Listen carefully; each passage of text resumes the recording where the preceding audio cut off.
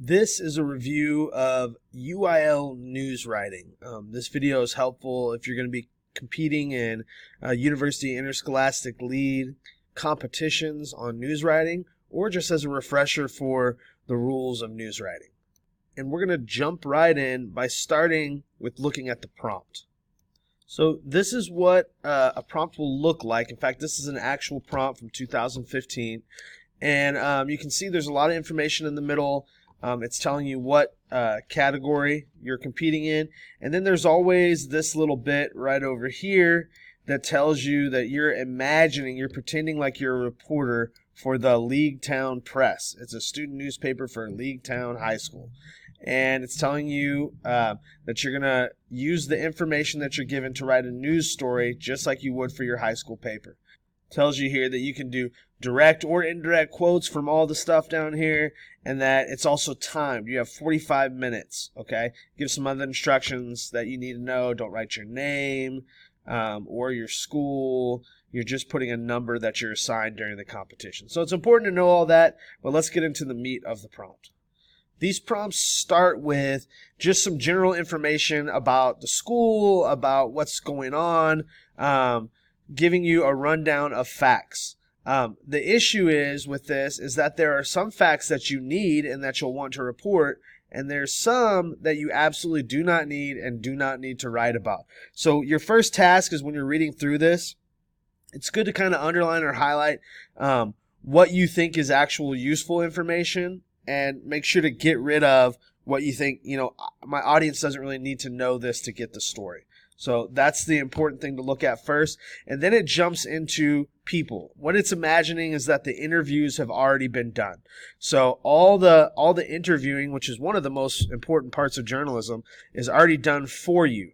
So someone already interviewed Rodney Stevens, the yearbook advisor, here on this story, and we have all of his responses there. And you've also got some other people on the second page. Sorry, going a little too far there. You've got Ed Robles. You've got all of these individuals right here. Now, when you write your news article, you're going to want to quote some of the things that some of these people said, but you may not need all of it. Again, one of the real challenges of this assignment, of this project, is picking out the right things and leaving the stuff you don't need. We'll talk more about that in a second. Sometimes they'll also add some additional information that you maybe need in there. Like this little bit down here. When you're reading this prompt, what you're trying to figure out is what is the actual news. And this is true when you're trying to figure out what to write for your news story in the real world too. What makes something news? The key to doing this correctly is taking all this information that's in this prompt that talks about what has happened already and really sift through it and find the angle for this story that talks about what is going to happen in the future.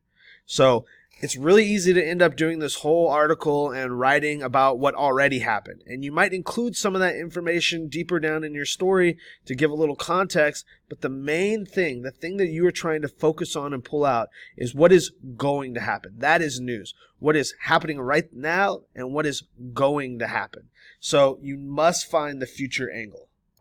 So let's look what's actually in this prompt. So let's get in here and look at it. And we're going to read this and look for things that are saying they're going to happen in the future. So it's already given us information. League Town High School has 440 students enrolled in grades 9 through 12. In January, Ed Robles, the district technology director, noticed a breach in the district's computer server. All right, so far we've got a sentence that gives us some contextual information that we probably won't need in this story.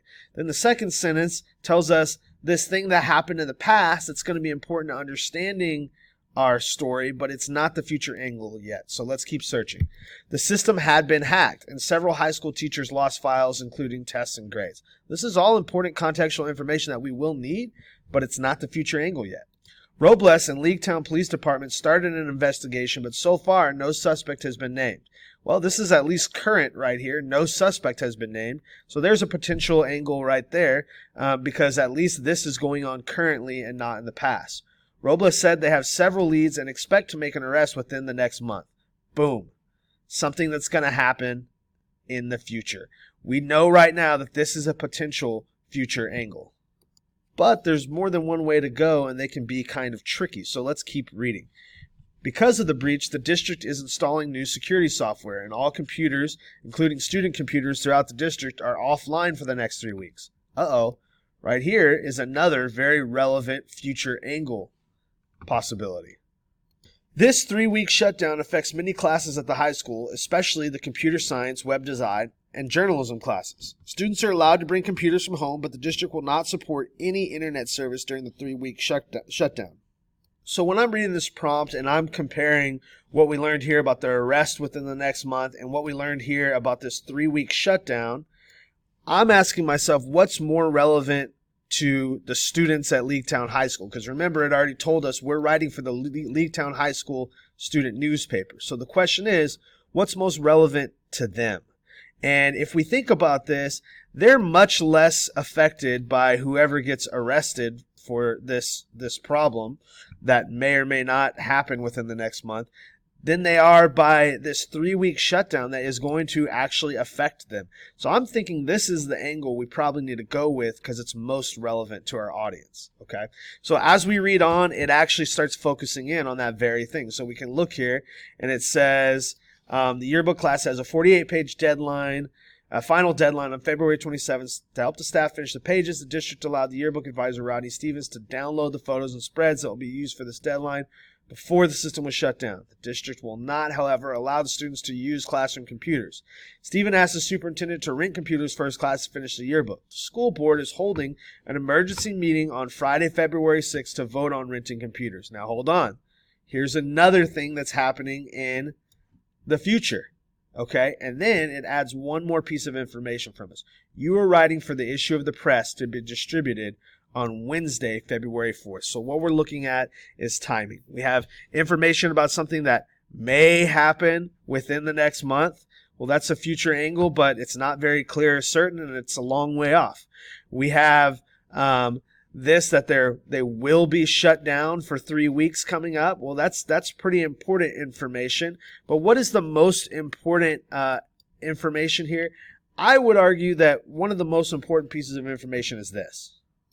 It's a combination of the fact that there's going to be a 3-week shutdown, and we're writing this on February 4th, and then just 2 days later, there's going to be this vote that's coming up on how they're going to handle this situation. So I think these two things combined need to be the angle that we take and the focus for our feature lead. Now, you can figure all that out just from reading this introductory information. And by the time you start looking at these quotes, you should have a really good idea about what your angle is going to be. And you've got to look for that future angle and kind of weed through the rest. The other mistake that students make is they find a feature story and they want to write that in the prompt. This is not meant to be a feature story. The name of the whole deal is news writing, right? It's actually news writing. So there is a feature writing UIL that you're trying to do a different thing. And in fact, on that one, they try to trick you into writing a news story. So make sure on this one, you're actually looking for that feature angle and you're writing a news story about new information that your audience needs to know. Then you can start getting into these quotes and seeing what parts of the quotes best support and give new information to what you're trying to write about. And we'll look at that in a later video. But up next, you'll need to learn how to write a news lead and what you need to consider. That'll be in the next video.